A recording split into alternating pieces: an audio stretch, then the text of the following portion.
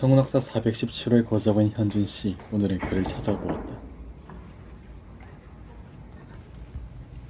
시작부터 불길하다.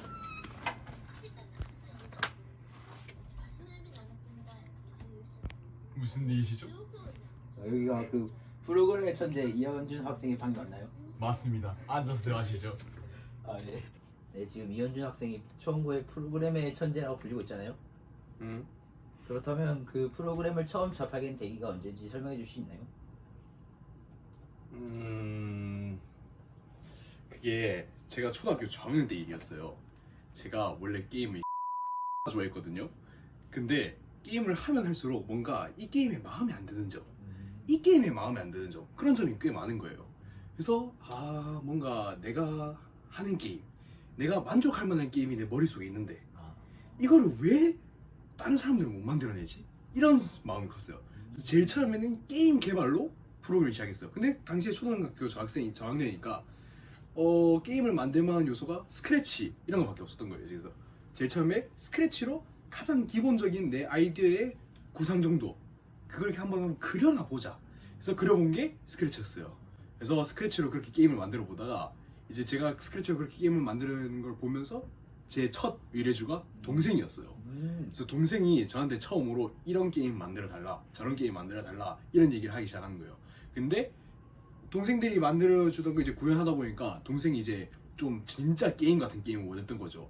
그래서 이제 진짜로 게임을 막 콘티 같은 거 막 이렇게 얘기를 해서 게임을 짜달라고 얘기를 했는데 스크래치로 만들다 보니까 몇 개 같은 건 이렇게 받다 보면 이건 못 만들어 이런 수준의 이제 게임들이 있었던 거죠.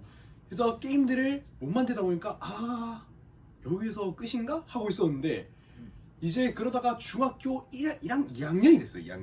2학년이 되면서 이제 할 일 없이 유튜브로 돌아다니다가 유튜브에서 어떤 러시아인이 프로그래밍을 하는 영상을 봤어요.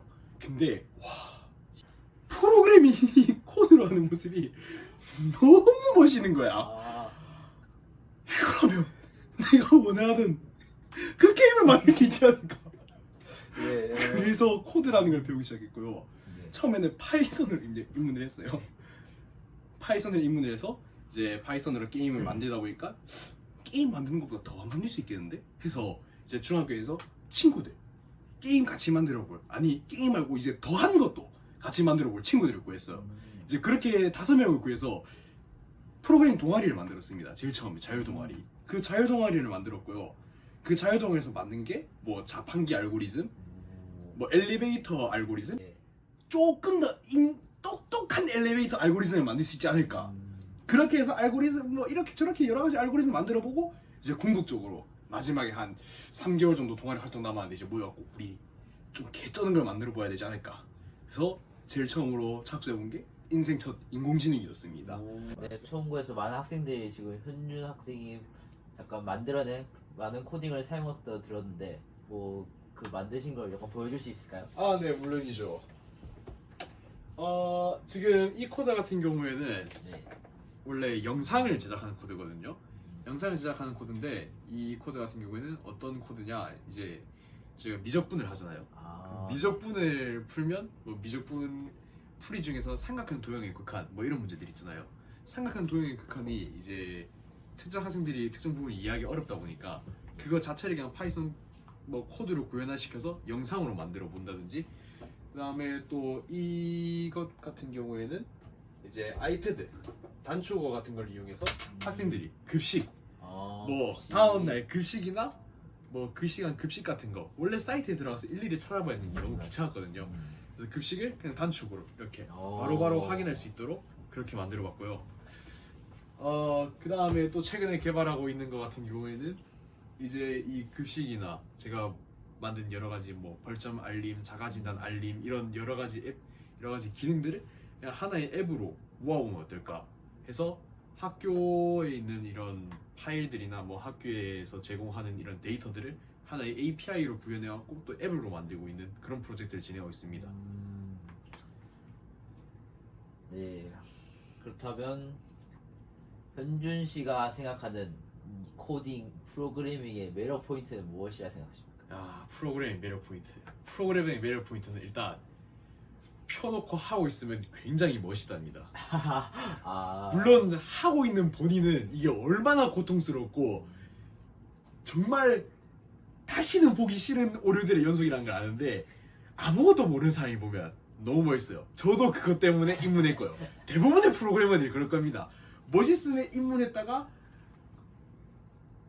그 고통에서 빠져나오지 못하는, 그럼에도 불구하고 이 고통이 있음에도 불구하고 왜 계속 프로그램을 하느냐 이렇게 물어보시면 단 한 가지 자부할 수 있는 거는 프로그래밍은 자기가 상상할 수 있는 모든 것을 이뤄낼 수 있습니다. 오, 인공지능부터 시작해갖고 그냥 자기가 평소에 싫어했던 것, 뭐 좀 하면서 불편했던 것들, 자기가 평소에 보면서 와 이런 거 그냥 계속 반복하는 거 너무 귀찮다, 뭐 급식 확인하는 거 얼마나 그게 크게 귀찮은 일은 아니잖아요. 크게 귀찮은 일은 아닌데 또 어느새 뭔가 보면 막 사이트 들어가서 현대천국 구글 쳐보고 거기 들어가서 또다시 급식 보고 생각보다 귀찮아요. 근데 이걸 그냥 한 번의 클릭으로 바꿀 수 있다는 게 자신이 지금까지 상상만 해오고 그 다음에 뭔가 차라리 그냥 이거 한 번에 볼 수 있었으면 덜 귀찮았을 텐데, 그 다음에 뭐 제가 보여줬던 이 수학 코드 같은 경우에도 수학은 원래 머리로 푸는 거잖아요. 근데 머리로 푸는 건데 내가 눈으로 보면서 내가 이 수학 공식이 이게 이렇게 들어가갖고 도형에서 이렇게 극한적으로 보내지는구나, 그런 거 눈으로 확인하면서 그냥 자기가 상상할 수 있는 거의 모든 것들을 현실로 이뤄낼 수 있다는 게 프로그램의 매력입니다. 오. 그럼 마지막 질문으로 넘어가겠습니다. 지금 코딩이나 프로그램이 지금 저학년 때부터 막 배우면서 그 영향력이 매우 커지고 있잖아요. 그렇죠. 그렇다면 그 프로그램이나 코딩을 이게 전문적으로 배우고 싶어 하고 그 진로 방향을 그렇게 설정한 그런 친구들에게 약간 하고 싶은 말이나 그런 거 있을까요? 저는 그런 친구들한테 하고 싶은 말이 꼭 있었습니다. 일단 저는 기본적으로 프로그래밍, 특히 이 고수준 언어의 이 코드 프로그래밍을 모두가 다룰 수 있어야 된다고 생각해요. 그러니까 파이썬 정도의 자동화, 뭐 업무 자동화는 모두가 배워야 합니다. 그러니까 의대든 뭐 자기가 문과든 상관이 없어요. 그냥 모두가 배워야 돼요. 이걸 배움으로써 얻을 수 있는 이익이 너무 커요. 진짜 6시간만 투자하면 금방 배울 수 있는 것들인데 이걸 공부해서 얻을 수 있는 이익이 너무 크고, 일단 첫 번째로. 두 번째로는 이제 공대를 지망하는 친구들한테 하고 싶은 말인데, 지금 제 주변에 공대 지망하는 친구들 보면 두 가지 케이스가 있어요. 자기가 진짜 공대를 좋아해서 어렸을 때부터 공대 일을 해서 와 공대는 나랑 맞는 것 같다, 고1 때부터 뭐 고1 이전에도 뭐 한 중, 초 이렇게 붙어서 코딩 공부하고 자기가 원하는 거 만들어 나가고 그렇게 공부했던 친구들이 있는데, 그런 친구들은 공대 가는 게 맞습니다. 자기가 좋아하고 자기가 계속 그 일을 하려고 마음을 먹었으니까. 근데 또 다른 친구들이 하나 있어요. 블루티지 친구들이. 원래 이 친구들은 의대를 지망하거나 뭐 딱히 꿈이 없었어요. 근데 성적을 보니까 의대 갈 성적은 안 돼. 근데 의대 갈 성적은 안 되는데 그러면 의대 말고 갈 데가 어딨지? 보니까 공대인 거야. 이런 친구들은 다시 한번 생각해야 됩니다. 공대는 생각만큼 만만한 쪽이 아니에요. 오히려 의대는 한번 라이센스 따고 나면 좋습니다. 의대 한번 라이센스 따고 나면 그냥 다시는 공부할 필요 없어요. 뭐 박사 과정 굳이 밟을 필요도 없고 그럼 의사만 되고 나면 평생 잘 먹고 잘 살아요. 라이센스 직종이기 때문에. 근데 공대는 다릅니다. 지금 제가 공대에서 요즘 특히 공부하고 있는 분야, 뭐 앱 개발이나 해킹 분야, 이런 분야 같은 경우에는, 특히 지금 앱 개발 같은 분야에는 이제 제가 공부하고 있는 언어는 나온 지 3년밖에 안 됐어요. 완전 새 언어입니다. 완전 새 거고, 또 해킹 같은 분야는 공부해보면 알겠지만 자고 일어나면 보안 관제가 업데이트돼 있어요. 한마디로 뭐냐면 공대를 지망으로 내가 뭐 프로그램을 지망으로 해보겠다 하면 평생 공부해야 됩니다. 진짜 죽을 때까지 공부해야 되고요. 박사학위 당연히 따야 되고, 박사학위 따고 나서도 계속 공부해야 돼요. 그런 친구들이 이제 어떤 친구들이냐면 완전 자기가 이 일을 즐거워해야 돼요. 이 일을 즐기지 않고서는 절대 이 정도의 공부량 절대 버티지 못합니다. 자기가 성적이 안 되는데도 이 일에서 엄청난 즐거움을 찾을 수 있어야 돼요. 그리고 공대도 과가 너무 많아요. 인공지능학과, 뭐 보안학과, 뭐 다른 로봇 관련된 학과들도 공대가 학과가 너무 많다 보니까 그 자기가 좋아하는 학과를 찾을 수가 있어야 되는데, 고2 때 와갖고 성적 때문에 공대로 튼 친구들 자기가 좋아하는 학교 잘 못 찾을 겁니다. 잘 못 찾을 거고 만일 그냥 뭐 자기가 대충 뭐 여기가 유명하고 여기가 미래가 괜찮으니까 가보겠지 하면 진짜 좋아서 자기가 어렸을 때부터 좋아서 헤어서 온 놈들 그런 괴물들은 못 이길 거예요. 그러니까 그 스트레스 버틸 자신 없으면 차라리 공대 성적 애매하면 재수를 해서라도 의대 가세요. 그냥 차라리. 그게 제가 꼭 하고 싶은 말입니다.